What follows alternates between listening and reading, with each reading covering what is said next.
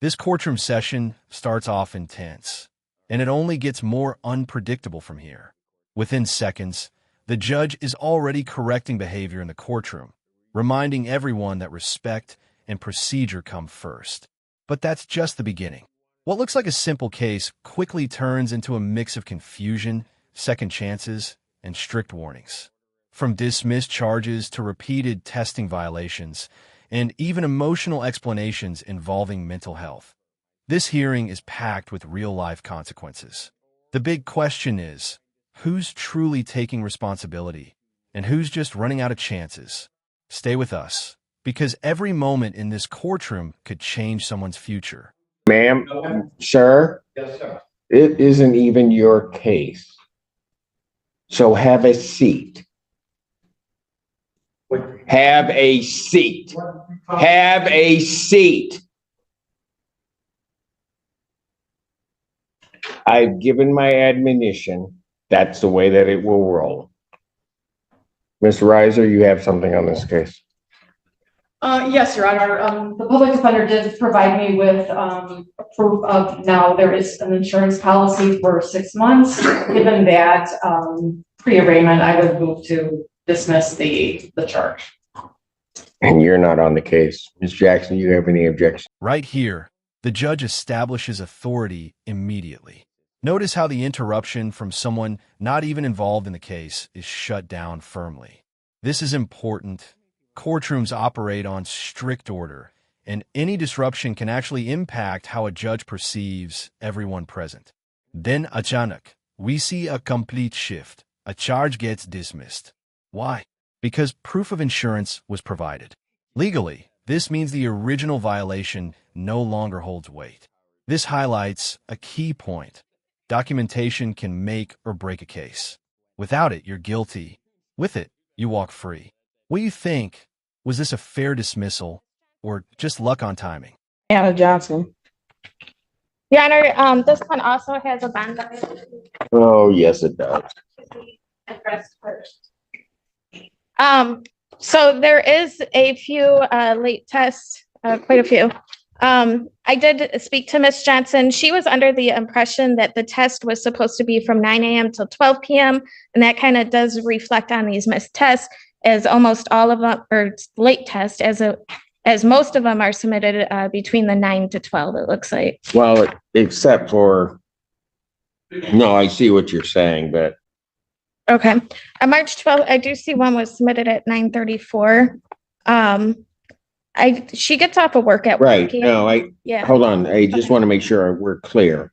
On the 12th, there are two tests. If you look at the very first two entries, the first test, it was a 6 a.m. to 9 a.m. test. She didn't test until 9:34. Then on that same date, there's a test between 12 to 3. That one she missed entirely. I see. And didn't retest. Well, I have. Now, the pressure starts building. The issue here isn't alcohol use, it's compliance. Even though the defendant never tested positive, repeatedly missing or delaying tests is treated almost the same as failing them. That's a huge legal detail many people don't realize. The judge even says these could be considered positive results. And here's the tension. The defendant claims confusion about timing, while the court sees a pattern of irresponsibility. This is where small mistakes become serious consequences. The judge offers two options: another chance or strict ankle monitoring. So ask yourself, is this confusion or a lack of discipline? They gave you the time. That's what I'm saying though. So that's on, they gave on the paper, it say from 6 a.m. to 9 a.m. and then one from 12 to like 3 o'clock. And then the other one say 9 to 12 a.m. Well, yeah. So I got my alarm clock set for 9 o'clock p.m., 1:30 p.m. and 9:30 p.m. That's not right. So you're basically, your alarm clock is going off a half an hour into the testing schedule. Is it? Well, I don't know. I think. Okay, look, ma'am, the tests that you're missing, Miss Coons is right. The 6 a.m. to 9 a.m. tests fundamentally is the test that you're missing. Okay, so I'm just taking it too late. Yes, Okay. but that's a miss. So you got to reset your alarm maybe to 9 or 8 a.m. Yeah. Or 7. Yeah. Or 6. Yep. Somehow or another, that 6 a.m. to 9 a.m. test, you got to get in. Okay. You're right. You do tests, but some of these tests are an hour and a half, almost 2 hours after the end of that period. Okay. And so what I'm saying is, I'll give you another shot, but you need to understand something. If I have another missed test, because I should really consider all of these tests positive. Okay. But if I give you that chance, if I have another missed test, I'm gonna go to then I got to, I got to do what I got to do. Now, the other option is I can switch you over because of this violation. I can switch you over to a scram test. What is that? On my ankle? Yes. Why are you yelling at me? I'm not yelling. I'm giving you, normally I don't give options. I don't know why I feel so generous today. I know, it's like unusual. It's on your ankle. Usually if I had a report like this, ma'am, I'm going to tell you, you'd be going to jail right now. Okay. So what would you like to do? Take the chance that I let you go and you test on time, or you want to scram test? Is that gonna like dig into my ankle and like, how do that work? I don't know what that is, so I gotta ask. They put it around your ankle, and then if there's any alcohol consumption, we're going to know. How long I gotta wear it? I guess the best answer until I say you don't. I know this is hard because I can't walk around. I know fashion. Go girl. Yeah, I can't walk around with I don't know. tether on my What do you ankle. want me to say? I'll just do the blow. Really? Yeah, I'll do it on time. I'm gonna change my alarm. I can't walk around with no tether. Really? I mean, if I ain't got no you choice, could. I mean, I could, but if I got a choice, I'd rather blow. I know. Emily, your tether didn't go with any of your outfits, did it? Like what? I'm sorry. I'm not wearing that. I just. Okay, I'm sorry, Emily. Didn't mean to let that out like that.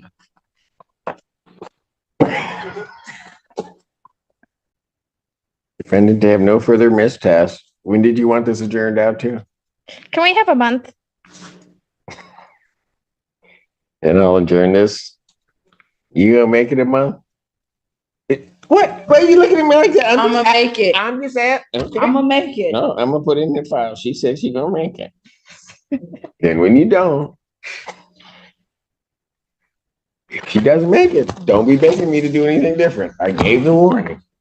Thank you. What was the date on it, Your Honor? Seriously? Sorry. May 1st. Thanks. Thank you. You're welcome. I think though that if you get a black outfit, the tether goes. It's okay. I'm just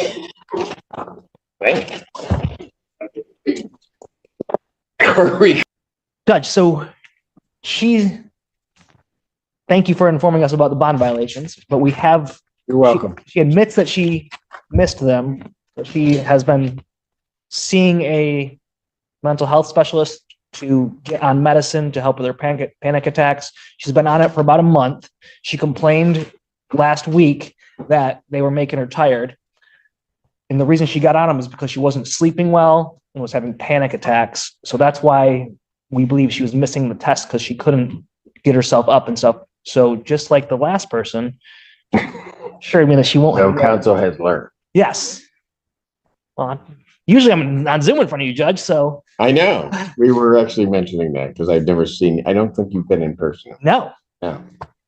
But go ahead. So I'm asking to give her another chance, asking for adjournment. I think we're going to get close to resolving this case by the time we come back. Like I said, Okay. have discovery. In all seriousness, they're adjusting your medication. Yeah. So, And to be honest, she's only been on it for about a month now. So the first right. tests were, And so my concern is just like, well, not quite like the last person, but I can do this, but if you miss another test, we're going to have a problem. Understood. Or I can switch you to scram. I'm okay with the blow. I'm You're okay with, blowing in the sober leave, Your Honor. you don't want to, I'm with her with the whole ankle thing, because like if I go to work and then it just don't, I can't wear a dress. is that true? Okay, all right. I'm just checking. In the end, the judge chooses a balanced approach, firm, but still giving room for correction. Instead of immediate punishment, the case is adjourned, giving the defendant time to prove compliance. But make no mistake, this is a final warning. The court makes it clear, any further violations without proper documentation will lead to consequences. There's also an important human element here. Mental health struggles are acknowledged, but they don't excuse legal responsibility without proof. This case shows how critical communication, timing, and documentation are in the legal system. One small mistake repeated multiple times can escalate quickly. Back into index pointing right if you found this case as intense as we did. Hit that like button. Share your thoughts in the comments. Was the judge too lenient or fair? And don't forget to subscribe for more powerful courtroom breakdowns. All right. thank you very much, Judge. Thank you. See you live in about 2 weeks. Yes, sir. See, but I was kind. I was. Court calls. Good afternoon, Your Honor. Good afternoon. Your name? Tony Malone. All right. Your Honor, Ms. Malone is going to admit responsibility to double parking today. And, I have discussed it with Susan Longsworth, and who's not going to appear today, but I believe Ms. Malone would like to proceed without her. That is correct. She's a judge now. Yeah, she's got. Yeah, she's not allowed to appear with me anymore. A lot of important stuff. You know, and then when she was like that little attorney running around. And then the indignity of her not appearing. May 10th, 2004. I remember the day she started. In That's fact, it. I believe the last time we were here, she approached the bench and spoke to you about this potential She did. ship coming. She did. And I kept telling her it was going to happen at some point. It was my feeling. Didn't have any inside knowledge, but I am having been part of her career because she appeared before me. I guess it was 2004, right? Yep, it's 2004. And I'll say publicly that I am so just very proud of her. Oh, same. She just an amazing person. So Could not agree more. the only thing that I'm upset about is another county got her, but that's because that's where she chose to live. Anyway, I know, I'm in complete agreement. yeah, I mean, it would have been, Washington would have been well served had she been here. Agree.